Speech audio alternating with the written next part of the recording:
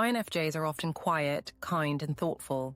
On the surface, they may not seem like the type to push back or resist control, but that's exactly what makes them so misunderstood. INFJs are not easily influenced. In fact, they're one of the most internally independent personality types out there. People often mistake their empathy for weakness, but in reality, INFJs are solid, grounded, and extremely difficult to manipulate. What sets them apart is how deeply they think and how much they trust their inner compass. They don't just follow the crowd. They don't change who they are to please others. And they definitely don't hand over their power to anyone, no matter how charming, loud, or forceful that person might be.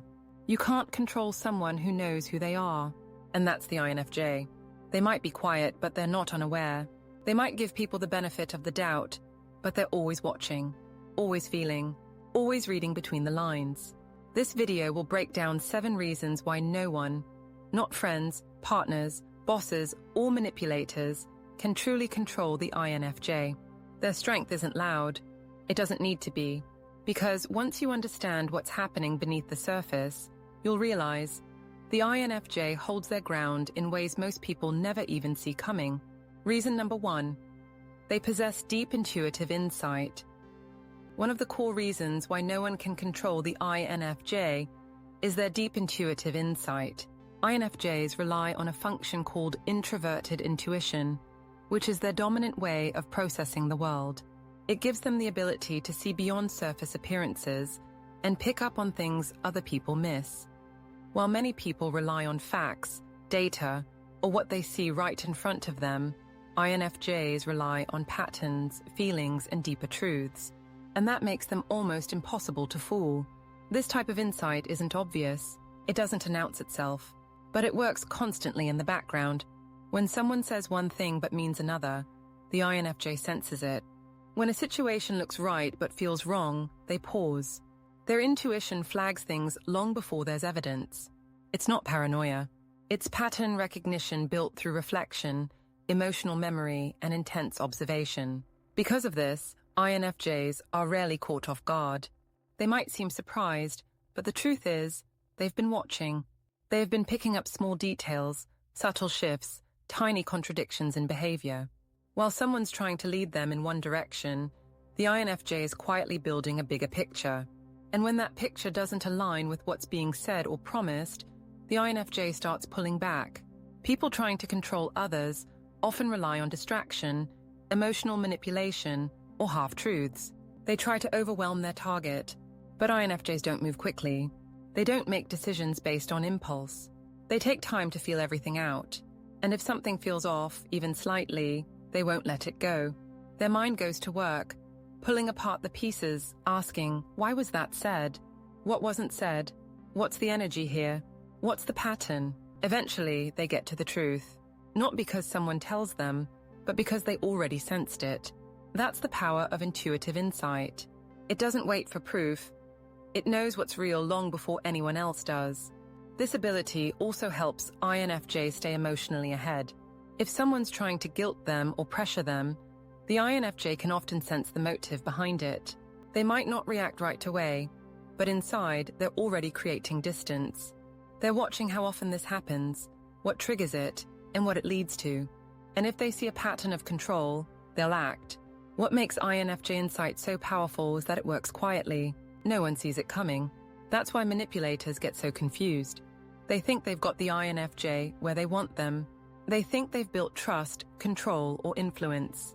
But the INFJ has already seen through it and is already making an exit plan. Even in group situations, INFJs use their insight to avoid being led by the wrong people. They pay attention to energy. If someone in charge has the wrong values or intentions, the INFJ picks it up. They don't argue, they adjust. They change how much they share. They stop giving energy to the wrong dynamic. Over time, this shift takes back control without confrontation. And because they don't need to be in charge to protect their autonomy, they don't create power struggles. They just detach, quietly, strategically, effectively. No one can control someone who sees the full picture. And INFJs don't just see what's in front of them, they see what's behind it, where it's going, and how to move through it. This kind of intelligence can't be faked. It can't be taught. It's something INFJs develop over time, through experience, reflection, and emotional depth. They learn to trust it, and once they do, no one can shake their confidence in what they feel. That's why you can't lie to them for long. That's why you can't trap them with sweet words or threats. Their insight catches everything, even what you didn't mean to show. And once they know what's really going on, they start choosing differently, quietly, permanently. Reason number 2, they exhibit strong personal boundaries. INFJs are often described as givers. They care deeply. They want to help. They listen. They support. And because of this, people sometimes think they're easy to push around. But that's a mistake, because underneath all that care is someone with very clear personal boundaries. INFJs may not always voice their limits right away, but they live by them. These boundaries aren't loud or aggressive. They're internal, thought through, quietly enforced. And they make INFJs incredibly hard to control. A person trying to control others usually tests limits. They try to see what they can get away with. They interrupt, manipulate, guilt, or ask for more than what's fair. They expect the other person to bend. But when they try this with an INFJ, they hit a wall. Not an obvious one, but one they can't get past. That wall is made of self-respect. INFJs know what drains them. They know what's unfair. And they know how it feels when someone crosses the line.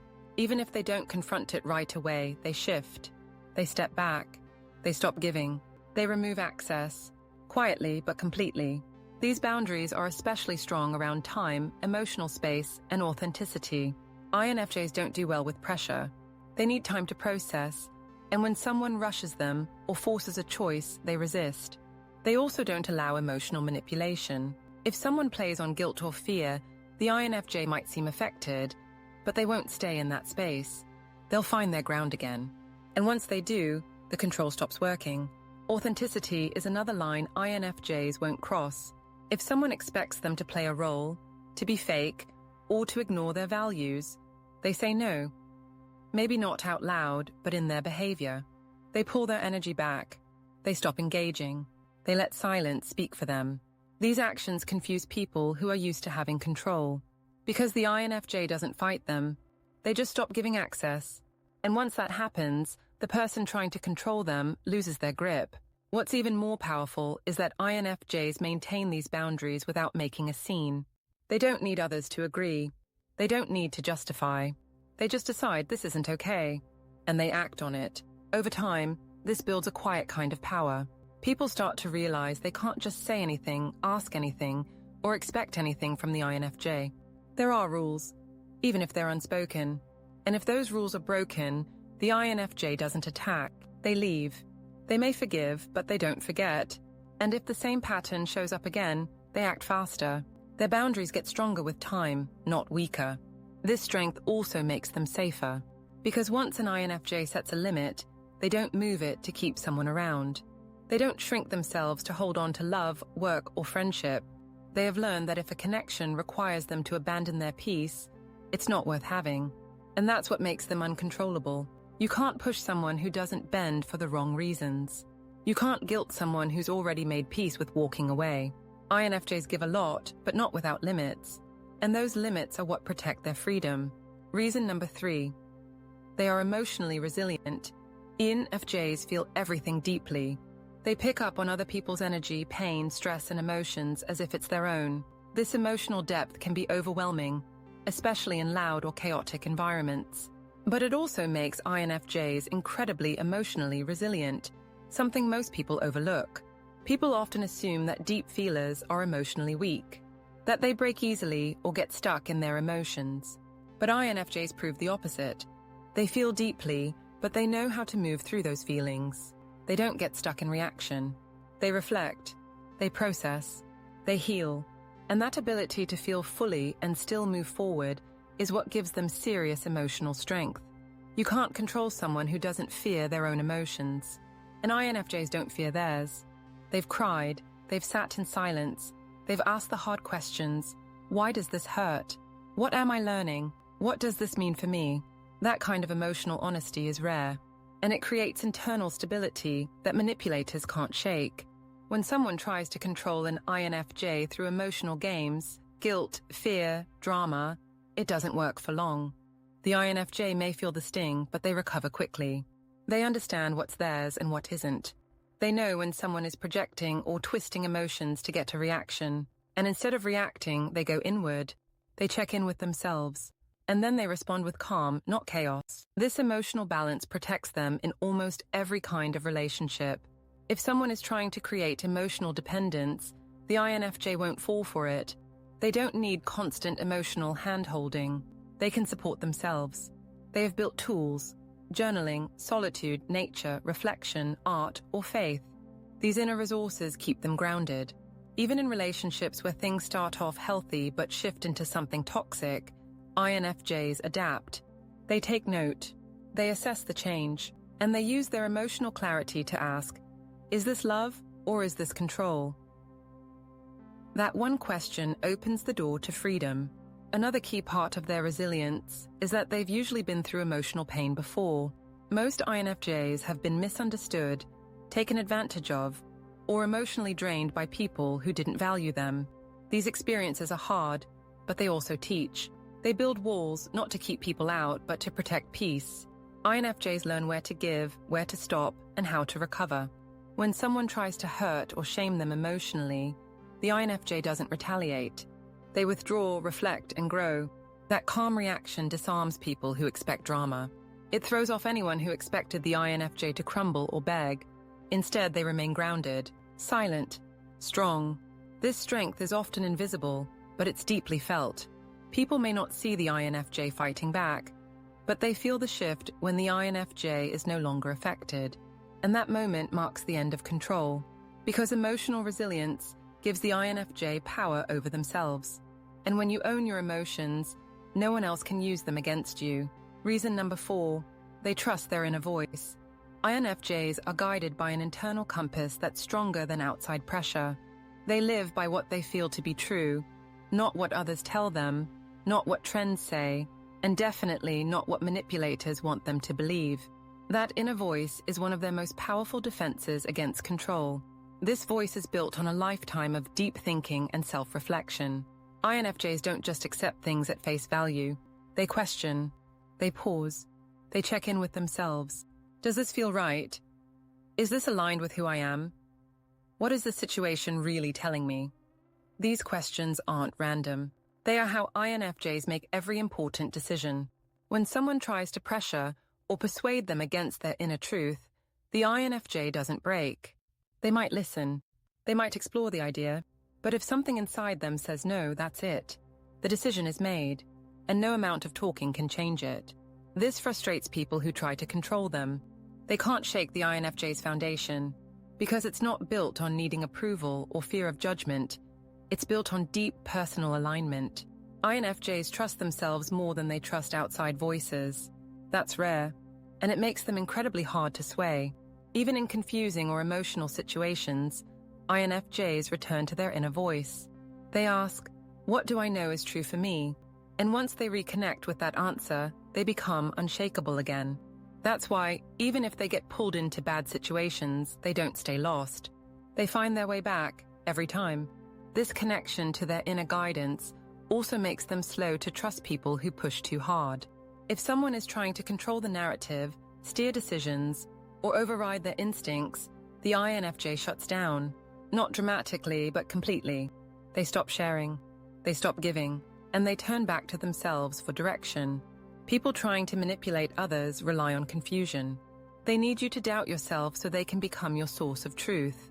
But that doesn't work on INFJs. Even when confused, the INFJ steps back and waits. They don't chase clarity from the outside. They wait for it to return on the inside. And it always does. That's why INFJs are hard to gaslight. If someone says, "You're remembering it wrong," or "That never happened," the INFJ doesn't argue. But inside they know. They have already reviewed the memory. They have already felt the shift. Their body, mind, and emotions are all saying the same thing. And that inner alignment is their evidence. Even when everyone else goes one direction, INFJs will go another if their intuition tells them it's right. That courage to follow inner truth over external pressure makes them powerful, even when they're standing alone. You can't control someone who doesn't need your approval. You can't lead someone who already knows where they're going. And INFJs, for all their empathy and kindness, are driven by something stronger than fear or desire. They are driven by alignment. And that's a kind of power that can't be bought or broken. Reason number 5. They recognize red flags early. Another reason no one can control the INFJ is that they rarely get caught off guard more than once. INFJs notice patterns. They pick up on shifts in energy, tone, behavior, and intention faster than most people. Even if they don't call it out, they're watching. And when red flags appear, they take note. It could be something small, a joke that feels off, a compliment that feels too calculated, a conversation that leaves them drained. While others might brush it off, the INFJ doesn't forget. They feel it, they sit with it, and they start to watch more closely. That's what makes them so hard to fool. They don't react, but they remember. Every red flag becomes part of a bigger picture. And once enough signs show up, the INFJ starts to adjust. They might not cut someone off right away, but they stop trusting. They stop investing, and they start pulling back. Controllers and manipulators rely on people ignoring these early signs. They hope charm will cover it up. That kindness will be mistaken for care. But INFJs don't fall for the surface. They feel the energy behind the words. And when the energy feels wrong, they change course. Even when someone is good at hiding their true self, INFJs sense the gap. They feel when someone is smiling with their mouth but not with their eyes. They sense when a compliment has strings attached. They notice when the mood shifts, even before anyone speaks. This awareness helps them protect themselves before things get worse. They might not always act on the first red flag, but they never forget it. And if the pattern continues, they won't hesitate to step away, quietly, but completely. Their ability to detect red flags also helps them support others. They often see when someone else is being mistreated, even if that person doesn't. Their insight allows them to gently speak truth or ask questions that help others see what's happening.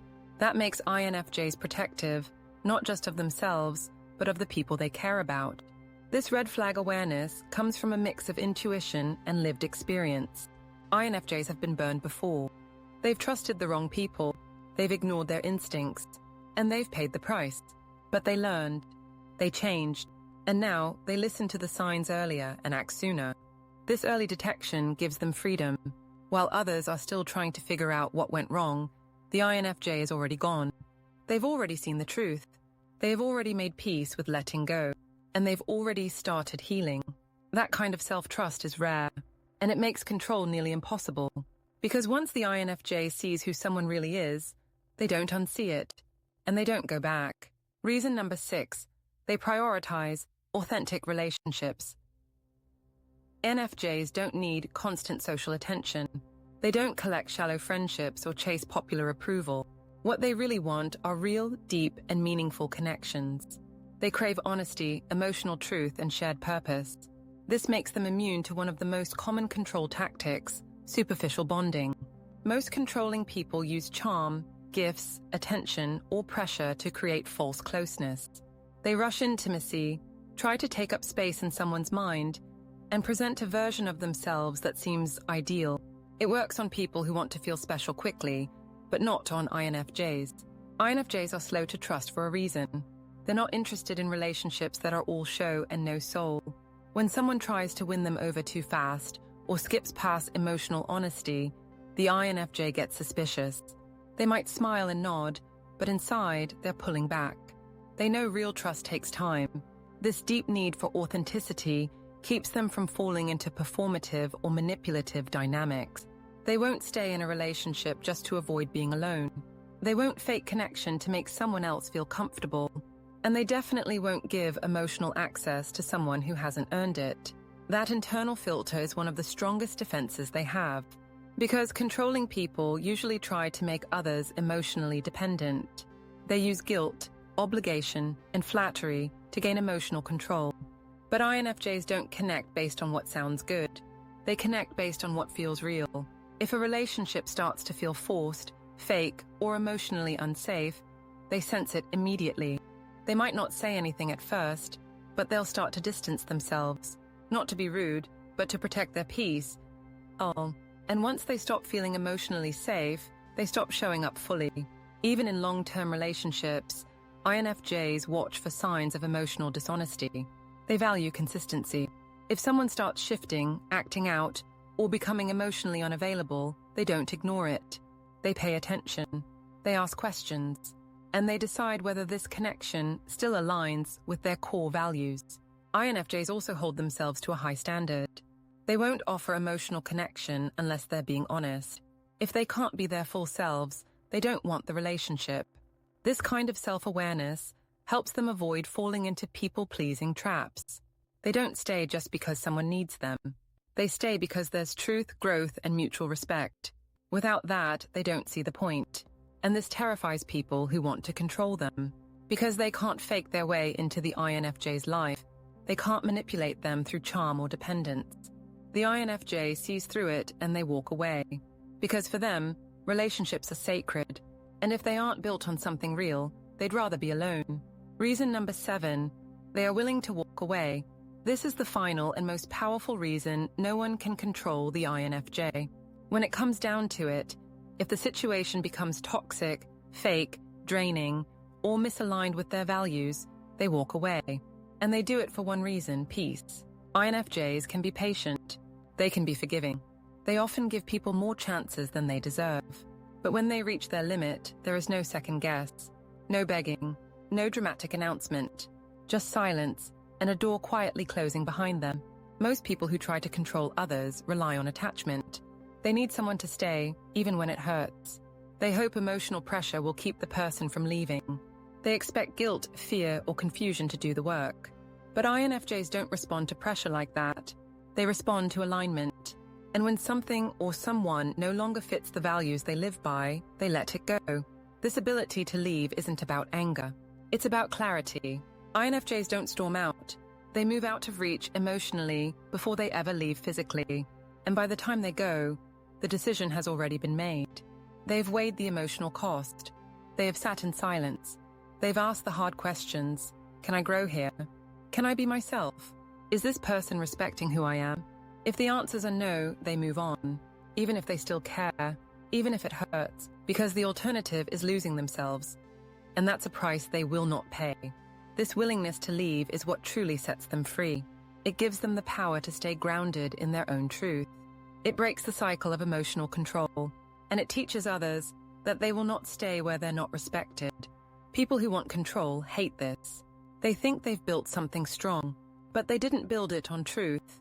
And the INFJ knows that. So when the lie becomes too loud to ignore, they disappear. It's not about being heartless. It's about survival. Emotional, mental, and spiritual survival. INFJs know what it costs to stay in a space where they can't breathe. And they know what it takes to build something healthier on their own. So they make the choice, quietly, confidently, and completely. That's why you can't control them. Because at any moment, no matter how long they've been there, how much they've invested, or how close things seem, they'll walk away if their peace is at stake. And once they do, there's no getting them back. The INFJ may look calm, quiet, even soft, but make no mistake, they are one of the hardest personality types to control, not because they fight back loud, but because they never give up their core self. They see through lies. They protect their space.